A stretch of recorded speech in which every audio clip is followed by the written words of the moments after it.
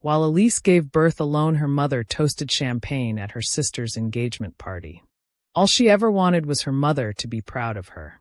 But when her water broke and no one came, she learned love doesn't always come from the people you're born to.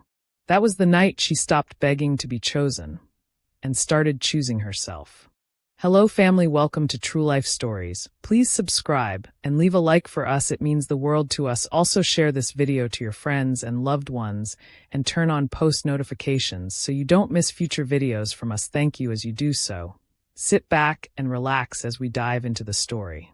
The late afternoon sun dipped low over Pittsburgh's Hill District, casting a golden glow across the red brick buildings and corner stoops. Wind carried the scent of hot grease from a nearby fish fry joint and the echo of boys playing basketball down the block. Up on Center Avenue, nestled between a jazz museum and a soul food cafe, stood the Ruth Carter Community Children's Clinic, named after a grandmother who raised 2 generations on prayer, wit, and sweet tea. Inside, Dr. Elsie Carter leaned back in her rolling chair, stethoscope still draped around her neck like a medal of honor.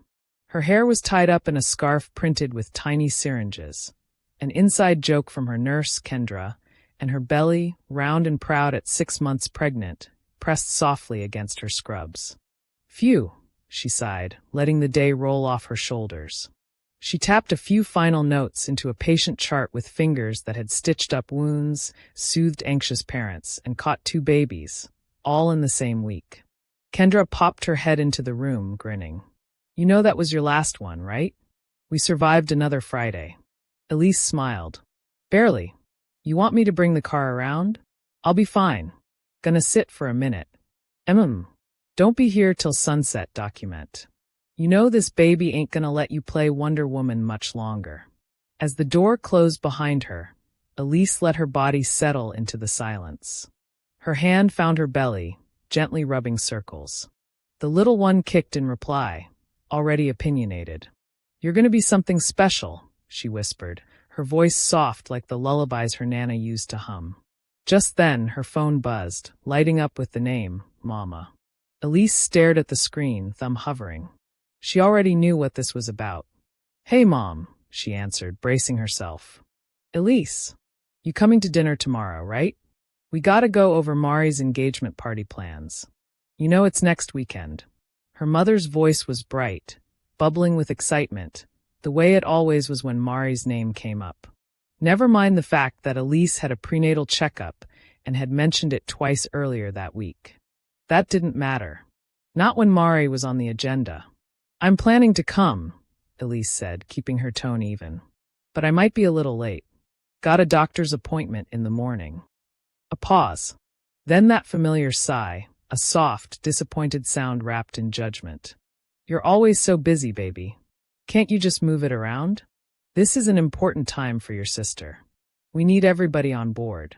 Elsie closed her eyes, pressing 2 fingers to the bridge of her nose. That same tightness bloomed in her chest. The one that showed up every time her mother glossed over her accomplishments like they were cute hobbies and not life-saving work. The one that reminded her Mari's latest photo shoot always seemed to matter more than Elise's medical journal publications. All right, Mama. I'll come. After the checkup. That's my girl, her mother cooed. Oh, and bring those little banana puddings everybody loves. You know, the kind with the vanilla wafers. Elsie bit her lip and nodded into the phone. Sure. She ended the call and sat in silence, the hum of the vending machine the only sound in the room. Outside, the world was winding down. Inside, something inside her felt like it had just woken up, some tired, old ache dressed up as duty. She placed her hands on her belly again. Don't worry, little one, she murmured. We're gonna do things different.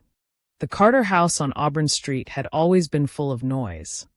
Pots clanging in the kitchen, gospel or neo-soul playing from speakers in the living room, and the distant hum of curling irons warming up for another event no one wanted to be late for. But tonight, the energy buzzed with something extra. Something polished, perfumed, and Instagram-worthy. The dining room table was covered with fabric swatches and mood boards. Candles flickered over printouts of floral arrangements, signature drink names like Married and Mojitoed, and a sketch of Mari's engagement dress, tight-fitted satin white, with an off-shoulder flare that showed just enough to make the aunties talk, but not too much to get her kicked out the church group chat. Mari sat at the head of the table, her fingers draped in gold rings, nails perfectly sculpted in almond-shaped nude acrylics. Her smile never faded. She looked like she was born in front of a camera, and maybe in some ways she was. Every gesture was fluid, every laugh like it had a filter on it. "You think we can get DJ spins?" she asked, flipping her hair over one shoulder. He did Sierra's launch party last month, and it was everything. Valerie, their mother, leaned in close, eyes shining. "If that's who you want, baby, we'll make it happen. This night is going to be perfect." From the far end of the room, Elsie stood quietly, still in her soft maternity sweater and black leggings. She had arrived late, like she said she would, fresh from her checkup and a 3-hour wait in a stuffy clinic waiting room. Nobody had asked how it went. She held a foil-covered tray in her hands. "Banana puddings," she said flatly, placing them on the counter. Mari barely glanced up.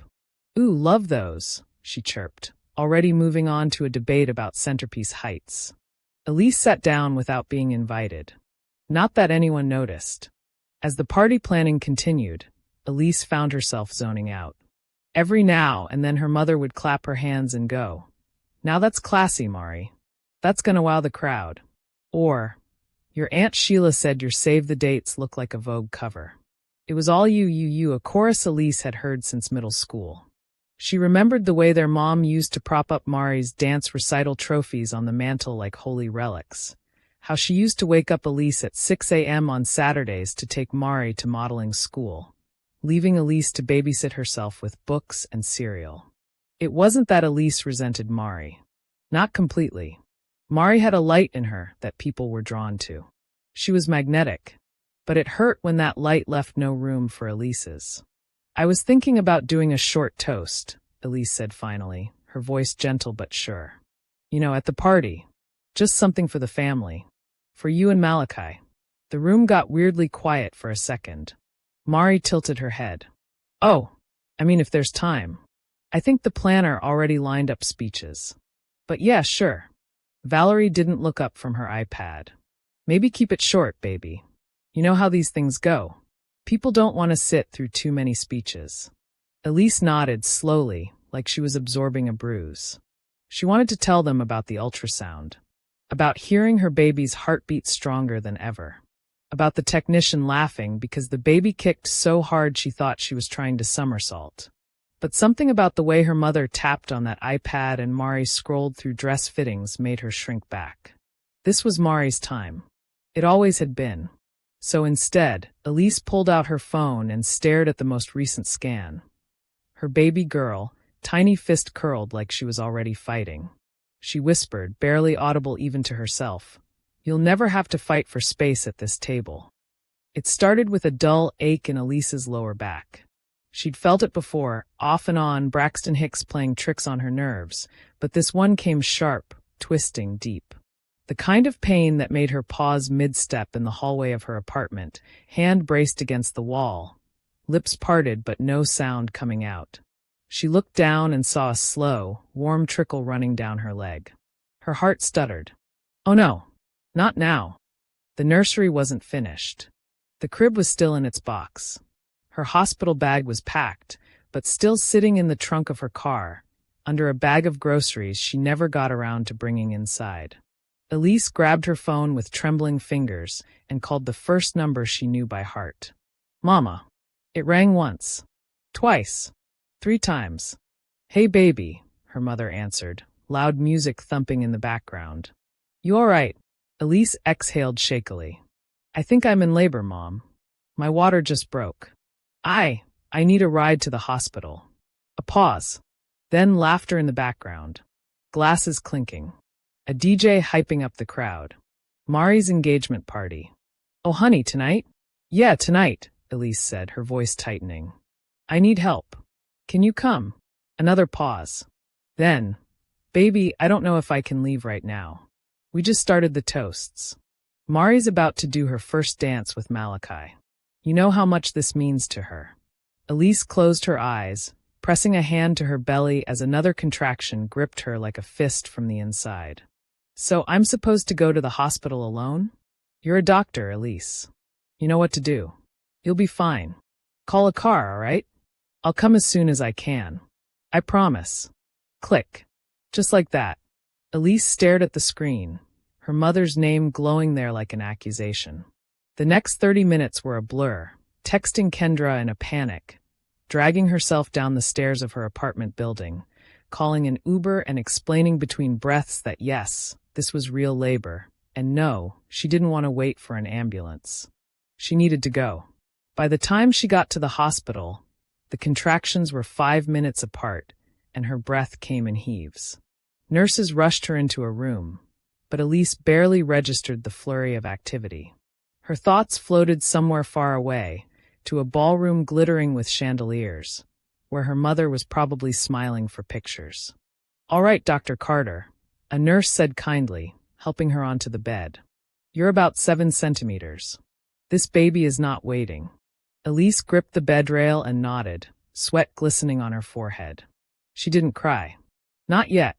But when the baby crowned and she felt her body stretch with pain and purpose, a tear slipped down her cheek. Not from fear, not from labor, but from something deeper. Something jagged. The kind of wound that doesn't bleed. The kind that opens when the people you love the most leave you to face the biggest moment of your life, alone. And still she pushed. With every scream, every breath, every ounce of grit left in her bones, Elise brought her daughter into the world under sterile white lights and strangers' encouragements. At 2:13 a.m., Nia Grace Carter let out her first cry. And in that sound, Elise heard everything she needed. The hospital room was quiet except for the soft hiss of the heating vent and the occasional coo from the newborn nestled against Elise's chest. Little Nia slept like she'd already learned the world was complicated, but chose peace anyway. Her skin was warm against Elise's, her tiny fingers curled tight around her mother's pinky like she was anchoring them both. Elise stared down at her daughter, lips parted in awe. Nothing could have prepared her for this. How it felt to look at a face that hadn't existed yesterday and already meant everything. A knock broke the stillness. Kendra peeked her head in, holding a bundle of flowers in one hand and a bag of snacks in the other. "You decent?" Elise smiled weakly. "As decent as a woman who just pushed out a whole human can be." Kendra laughed and slipped inside, placing the flowers on the windowsill. "Girl, I left my niece's birthday party and still beat your mama here?" Elise looked down. "She hasn't come." Kendra's smile faltered. Still. There was no call. No text. No, how are you holding up? Just a few likes on Mari's Instagram carousel of engagement party photos.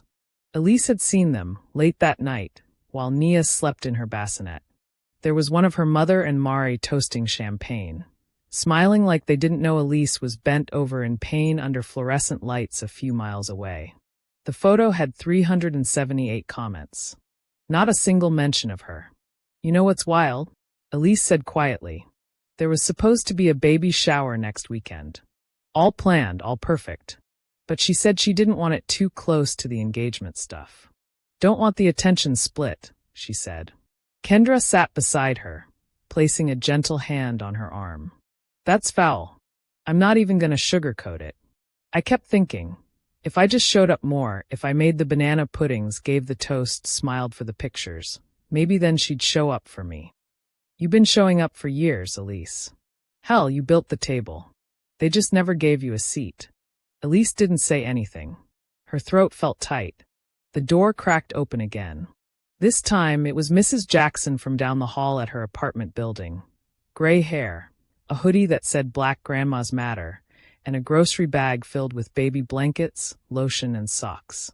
"I heard my girl had her baby," she said, her voice like sweet tea and steel. Elise blinked in surprise. "How did you? News travels. Your doorman's niece works here. I figured you might need a little love, since I ain't see your mama come through." Kendra laughed. "You better adopt her, Elise." Mrs. Jackson walked over to the bassinet, leaned down, and whispered, "Welcome, baby girl. You safe now?" Tears burned at the edges of Elise's eyes. It wasn't the shower she was promised. No pink balloons. No gifts from a registry. No curated Instagram backdrops. But love had shown up. Real love. In the form of a nurse who stayed past her shift, a neighbor with a too big heart, and the soft, steady heartbeat of the baby in her arms. And maybe that was enough. Maybe for once the absence was the lesson. It had been 3 weeks since Nia's birth. Elise had adjusted to the rhythm of new motherhood. Sleepless nights, bottle warmers humming at 3 a.m., lullabies whispered into the dark like prayers. Her apartment, once quiet and clinical, now buzzed with life. There were baby clothes drying on the radiator, pacifiers on every surface, and photos of Nia printed and taped to the fridge, the hallway mirror, even inside the bathroom cabinet like tiny reminders. You are loved. You created this love. One Sunday afternoon, as the city outside bustled with spring, a knock echoed through the apartment. Elise peeked through the peephole. It was them. Her mother, Mari, and Mari's fiancé, Malachi, looking as uncomfortable as a man standing in the wrong room at a family barbecue. Elise opened the door slowly, holding Nia on her hip. The baby, in a pink onesie that said joy. Period. Stared wide-eyed at the visitors like she already knew how to read energy. Elise, Valerie said, smiling as if nothing had happened. We came to see the baby.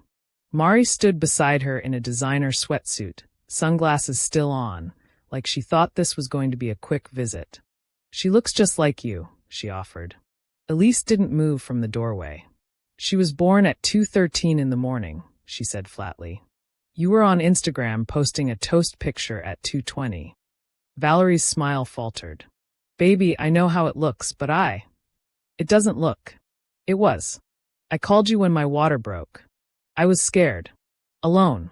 And you chose a party. Elise, Mari chimed in, her tone suddenly defensive. It was a once-in-a-lifetime night. So was mine, Elise snapped.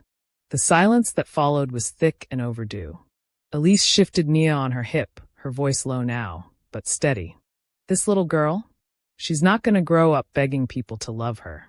She's not going to perform for attention or shrink herself to make space at someone else's table. Valerie took a step forward. I want to fix this. I really do. We brought gifts. Elise looked behind them, at a gift bag clutched in Malachi's hand with a teddy bear poking out the top. You can keep them, she said. Elise, come on, her mother said, her voice cracking now. Don't shut us out. Elise took a deep breath. Her heartbeat was calm, no tremble in her chest. I'm not shutting you out. I'm drawing a line.